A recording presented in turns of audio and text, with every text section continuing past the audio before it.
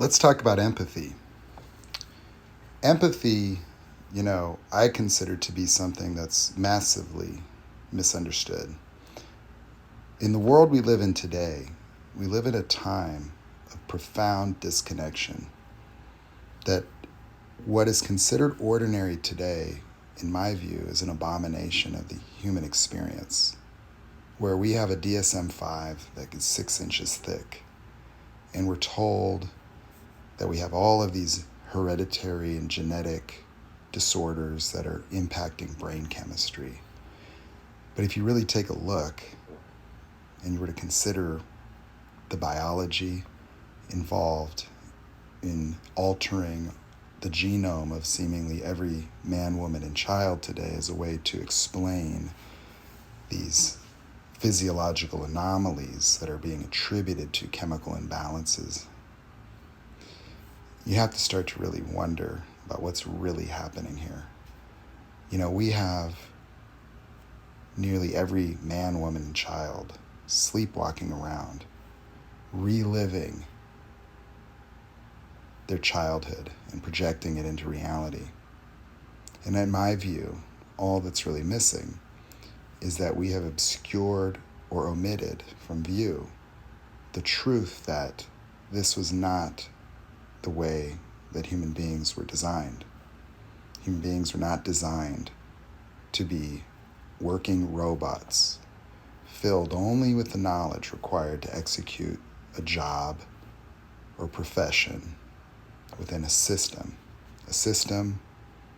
that severs children from their curiosity, their passion, their love, their aptitudes, their talents, tells many of them that there's something wrong with them or they're broken, and takes the joy and the freedom and the curiosity and replaces it with competition, comparison, validation based on performance, where your happiness is taken from the moment and put into the future as a carrot for you to chase, pending your report card, pending that resume being reviewed and getting that job or promotion, pending the white picket fence, pending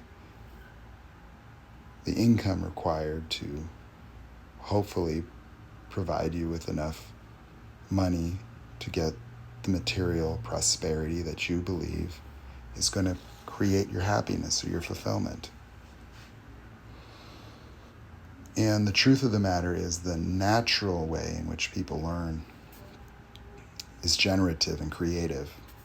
It's in problem solving. It's in having the things that you learn exist in the living of your life, not in the sitting down and ruminating until you can take something that you don't give a shit about and burn it into your imagination so that hopefully it doesn't dissipate in time for you to pass an exam.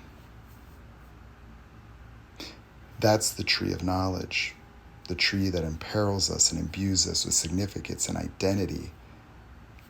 The way in which we try to solve our problems is to ruminate in our imagination like we did as children, sitting in a classroom and trying to get the factoids that's merely going to satiate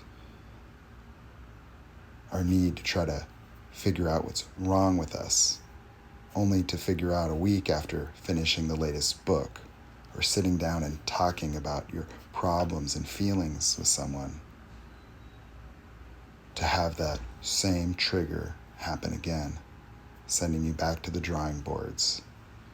And so you can earn a PhD in your trauma, a PhD in your triggers, a PhD in everything that you avoid, in everything you're afraid of, and have people talking about faking it till you make it, and just love yourself in a world that tells you it's not okay to be yourself, a world where you can't show emotion, where it's considered weak to cry, or you're broken because you're sad. Here's some pills to make you happy because you're supposed to be happy working 40 hours a week to get that promotion while you're trying to hold a family together. And nobody warned you about the narcissist. And now what are you doing?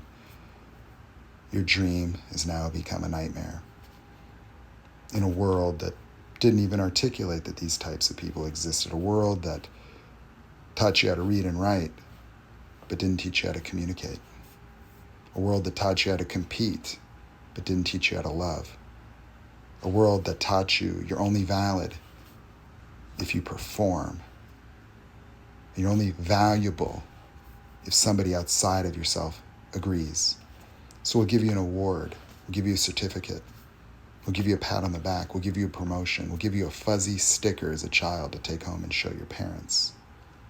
Because you're just an extension of their success as well. And so you need to make them happy so you can be happy. And so that's the problem.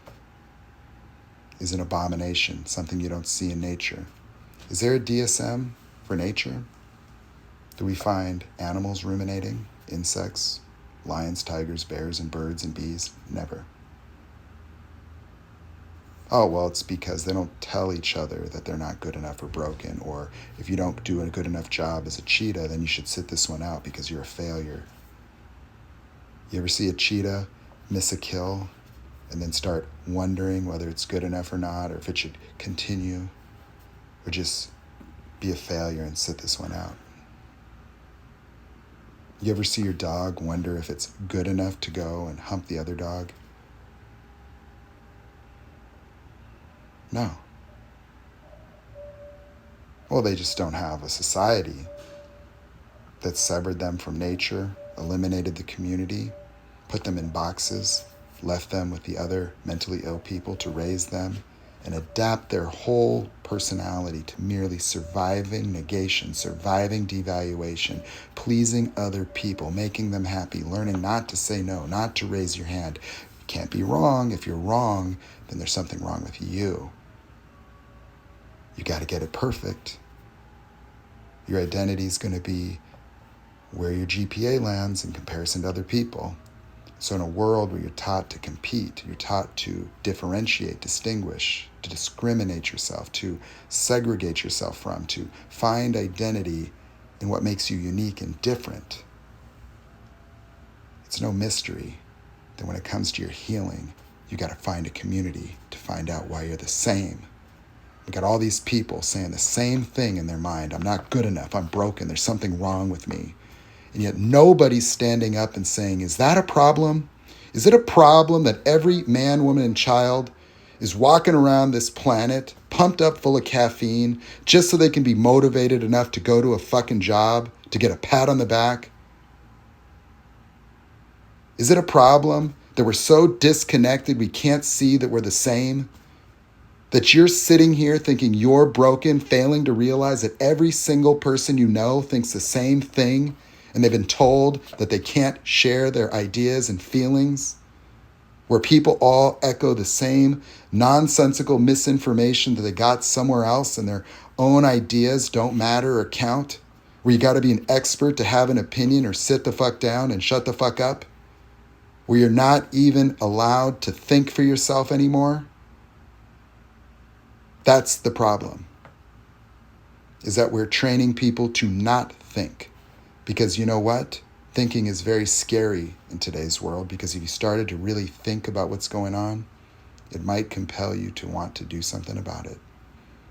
And yet you think that you're so small that it's just easier to take their stories, their lies, their explanations for what's taking place. And people are starting to go, there's something wrong with this whole picture. And some of those people are attaching themselves to misinformation in flight for security, and other people are trying to be on the right side of history.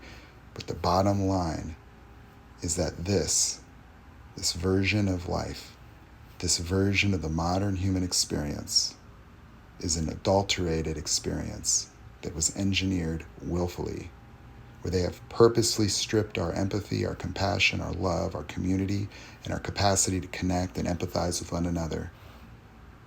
And there's a big system to just keep you engaged and just pacify your feelings with pills and endless talking to get you nowhere.